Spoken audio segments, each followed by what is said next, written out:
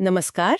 आज हम उत्तर प्रदेश में बेसिक शिक्षा से जुड़े कुछ अहम हालिया सरकारी निर्देशों पर एक विस्तृत चर्चा करने वाली हूँ। जी। हमारे सामने दो महत्वपूर्ण दस्तावेज हैं। एक बेसिक शिक्षा परिषद प्रयागराज से है और दूसरा उत्तर प्रदेश शासन से।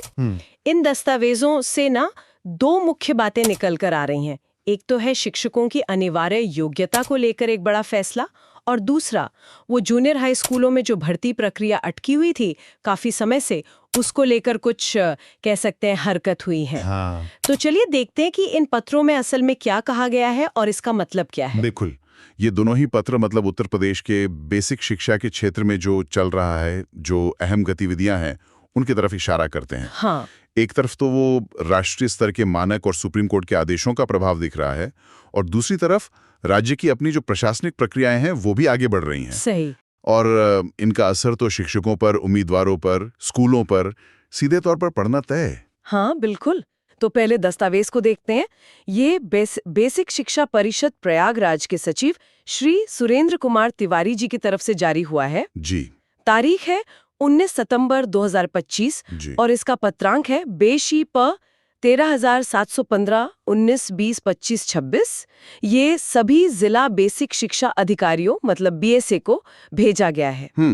इसमें जो सबसे मुझे लगता है चौंकाने वाली बात है वो ये कि माननीय सर्वोच्च न्यायालय के एक आदेश का हवाला दिया गया है, सिविल अपील संख्या 13,852/2025 अर्जुमन टेस्टालेंट ट्रस्ट बनाम महाराष्ट्र राज्य व अन्य। हाँ, ये आदेश महत्वपूर्ण है। और इसके अनुसार ये कहा गया है कि 1 सितंबर 2025 से सभी शिक्षकों के लिए बीएड यानी बैचलर ऑफ एजुकेशन या DElEd diploma in elementary education अनिवार्य कर दिया गया है। और मैंने सभी पर इसलिए जोर दिया क्योंकि ये बहुत महत्वपूर्ण है। हाँ, ये सभी शब्द ही इस पत्र को बहुत महत्वपूर्ण बना देता है ना? क्योंकि देखिए, आमतौर पर ऐसे नियम जो हैं वो नई भर्तियों पर लागू होते हैं, लेकिन यहाँ मामला थोड़ा अलग लग रहा है। वही तो। पत्र में ना शिक्षा का अधिकार अधिनियम यानी आरटीई एक्ट, उसकी धारा 23(2) का उल्लेख है, और साथ ही उन शिक्षकों की सेवा शर्तों का भी जिक्र है जो 23 अगस्त 2010 से पहले नियुक्त हुए थे।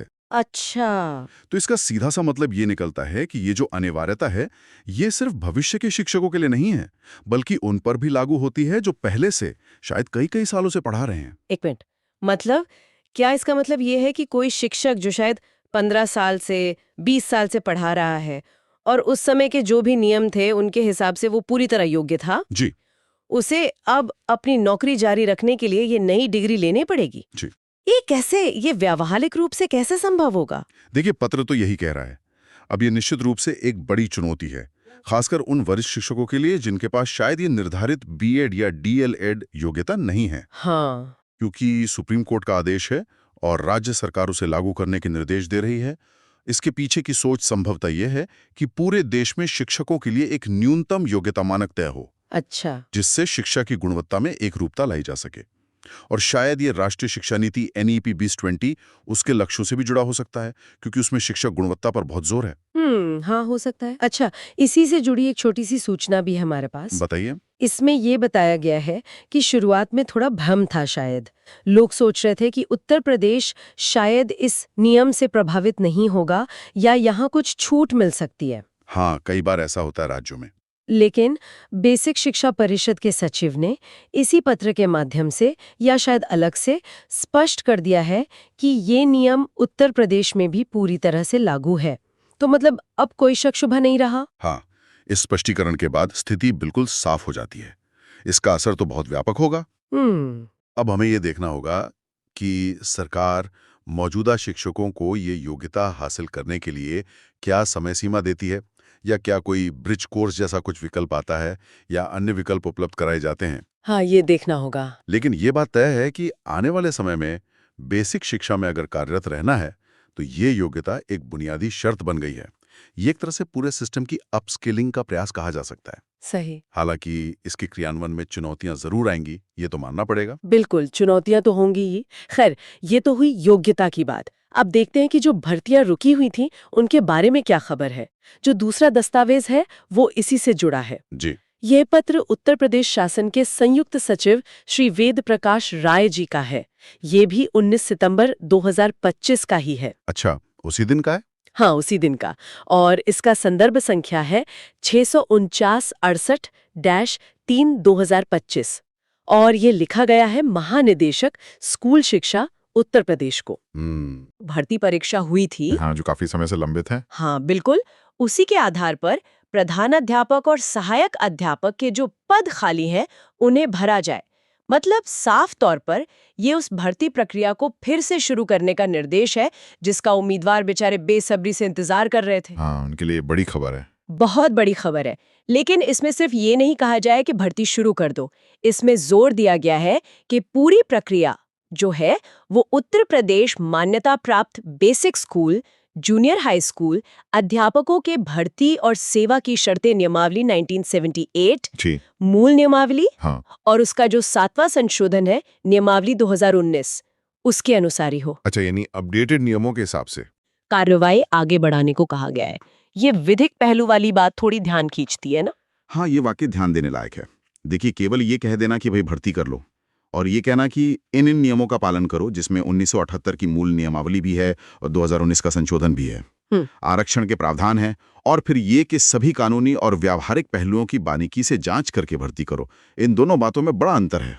हाँ, अंतर तो है। ये दिखाता है कि प्रशासन जो है वो बहुत फूक फूक कर कदम रख रहा है। हो सकता है कि जो पिछली देरी हुई उसकी वजह कुछ कानूनी अड़चनें रही हों या कुछ प्रशासनिक मुद्दे रहे हों, और अब शासन ये सुनिश्चित करना चाहता है कि प्रक्रिया इस तरह से पूरी हो कि आगे कोई नई कानूनी चुनौती खड़ी ना हो जाए। अच्छा। ये जो समस्त विधिक पहलुओं का परीक्षण है, इसका मतलब यही है कि हर उस नुक्ते पर, हर उस पॉइंट पर विचार कर लिया जाए जिस पर भविष्य में कोई सवाल उठ सकता है।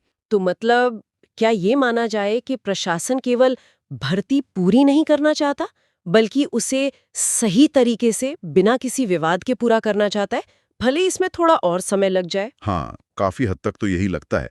जाहिर है पद खाली हैं, स्कूलों को शिक्षक चाहिए, और वो 2021 की परीक्षा पास कर चुके उम्मीदवार भी भाई लंबे समय से नियुक्ति का इंतजार कर रहे हैं। बिल्कुल। लेकिन सरकार शायद किसी भी तरह की अनियमितता या नियमों की अनदेखी का आरोप नहीं झेलना चाहती, इसीलिए नियमों और प्रक्रियाओं पर इतना ज्यादा जोर दिया जा रहा है। और देखिए, इसी बात की पुष्टि एक और छोटी सी सूचना से होती है जो शायद इसी के साथ चल रही है, जिसमें बस इतना कहा गया है कि जूनियर एडेड शिक्षक भर्ती को पूरा करने के लिए शासन से अनुमति मिल गई है। अच्छा। तो ये जो पत्र है, ये उसी अनुमति का एक औपचारिक और विस्तृत रूप है। हाँ, ये बात है। उन हजारों उम्मीदवारों के लिए तो ये यकीनन बहुत बड़ी राहत की खबर है। बिल्कुल बिल्कुल।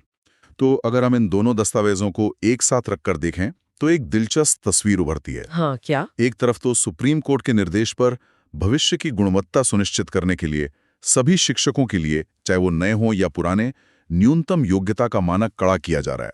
ये एक दीर्घकालिक मानकीकरण वाला कदम है, स्टैंडर्डाइजेशन का। सही। दूसरी तरफ वर्तमान की एक तात्कालिक जरूरत, यानी स्कूलों में जो खाली पद पड़े हैं उनको भरना, उसको भी संबोधित किया जा रहा है, लेकिन बहुत सावधानी के साथ और नियमों के अनुपालन पर जोर देते हुए। ये एक तरह से एक लंबित प्रशासनिक कार्य को पूरा करने की कवायद है। तो एक तरफ भविष्य के लिए नियम सख्त हो रहे, दूसरी तरफ अतीत की एक प्रक्रिया को अंजाम तक पहुंचाया जा रहा है। लेकिन क्या आपको इन दोनों कदमों में कोई विरोधाभास जैसा नहीं लगता कि एक तरफ आप मौजूदा शिक्षकों के लिए भी नई शर्तें लगा रहे हैं और दूसरी तरफ एक पुरानी परीक्षा के आधार पर भर्ती कर रहे हैं? देखिए, ये विरोधाभास जैसा लग सकता है ऊपर से देखने पर, लेकिन शायद ये दो अलग अलग प्रशासनिक मजबूरियों और प्राथमिकताओं का नतीजा है। अच्छा, कैसे? जो पहला कदम है, यानी अनिवार्य योग्यता वाला, वो राष्ट्रीय स्तर के निर्देशों और गुणवत्ता सुधार की एक लंबी अवधि की सोच से प्रेरित है। उसका उद्देश्य है पूरे सिस्टम का स्तर उठाना। और जो दूसरा कदम है, भर्ती प्रक्रिया वाला, वो एक तात्कालिक प्रशासनिक आवश्यकता है, स्कूलों में शिक्षकों की कमी को दूर करना और एक जो भर्ती प्रक्रिया लटक गई थी उसे उसके तार्किक अंत तक पहुंचाना। हाँ, ये बात तो है। तो दोनों ही अपनी अपनी जगह प्रशासन को जरूरी लग रहे होंगे। ठीक है। अच्छा, इसका असर किस किस पर पड़ेगा? जाहिर है सीधे तौर पर तो मौजूदा शिक्षकों और 2021 के भर्ती उम्मीदवारों पर, लेकिन क्या स्कूलों के जो रोजमर्रे के काम हैं या शिक्षा की गुणवत्ता है, उस पर भी इसका कोई तत्काल असर दिखेगा? देखिए, जो अनिवार्य योग्यता वाला नियम है उसका असर धीरे धीरे दिखेगा, जैसे जैसे इसके क्रियान्वयन की, इम्प्लीमेंटेशन की रूपरेखा साफ होगी। हाँ। मौजूदा शिक्षकों के लिए ये निश्चित रूप से चिंता और थोड़ी अनिश्चितता का दौर हो सकता है, जब तक कि उन्हें ये स्पष्ट न हो जाए कि उन्हें ये योग्यता कैसे हासिल करनी है, कब तक करनी है। इससे स्कूलों में एक तरह की, आप कह सकते हैं, उथल-पुथल भी मच सकती है, अगर बड़ी संख्या में शिक्षकों को ट्रेनिंग या कोर्स के लिए जाना पड़ता है। हाँ, ये भी हो सकता है। वहीं जो जूनियर रेटेड भर्ती है, उसके पूरा होने से उन स्कूलों को निश्चित रूप से राहत मिलेगी जहां पद खाली पड़े थे। बिल्कुल। नए शिक्षकों के आने से पढ़ाई लिखाई बेहतर होने की उम्मीद तो की जा सकती है। उम्मीदवारों के लिए तो ये खैर वर्षों के इंतजार का अंत होगा, लेकिन हाँ, भर्ती प्रक्रिया में नियमों पर जो अत्यधिक जोर है, उससे ये प्रक्रिया थोड़ी धीमी जरूर हो सकती है। ये भी है। और ये भी महत्वपूर्ण है कि ये दोनों ही ऑफिशियल लेटर्स हैं, आधिकारिक पत्र हैं। इनमें बाकायदा पत्रांक है, तारीखें हैं, अधिकारियों के नाम हैं। ये कोई अफवाह या सिर्फ चर्चा नहीं है, ये ठोस सरकारी निर्देश हैं। हाँ, इनकी प्रामाणिकता पर कोई संदेह नहीं है। और ये जानकारी उन सभी के लिए बेहद महत्वपूर्ण है जो उत्तर प्रदेश की बेसिक शिक्षा प्रणाली से किसी भी तरह से जुड़े हैं, चाहे वो शिक्षक हों या स्कूलों के प्रबंधक हों या नीति निर्माता हों या फिर वो उम्मीदवार जो नौकरी की उम्मीद लगाए बैठे हैं। बिल्कुल। तो अगर हम आज की इस पूरी चर्चा का सार निकालें तो दो मुख्य बातें सामने आती हैं, है ना? जी। पहली कि उत्तर प्रदेश में 1 सितंबर 2025 से बेसिक शिक्षा के सभी शिक्षकों के लिए, चाहे वो नए हों या बरसों से पढ़ा रहे हों, बीएड या डीएलएड की डिग्री अनिवार्य हो गई है। और ये सुप्रीम कोर्ट के आदेश के पालन में किया गया है। बिल्कुल।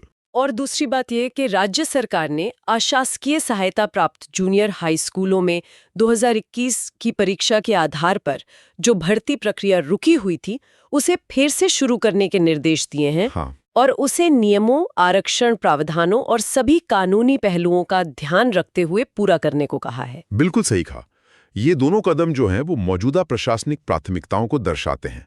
लेकिन यहाँ एक बड़ा सवाल भविष्य के लिए खड़ा होता है, जिस पर शायद आगे और सोचने की जरूरत पड़ेगी। हाँ, क्या सवाल? वो सवाल ये है कि क्या ये दोनों पहल, मतलब एक तरफ तो योग्यता के मानक को इतना कड़ा करना, खासकर मौजूदा शिक्षकों के लिए भी, और दूसरी तरफ एक पुरानी भर्ती प्रक्रिया को नियमों की इतनी सारी जटिलताओं के साथ पूरा करना, क्या ये दोनों मिलकर लंबी अवधि में उत्तर प्रदेश में बेसिक शिक्षा की गुणवत्ता और स्थिरता को वाकई सकारात्मक रूप से प्रभावित कर पाएंगी?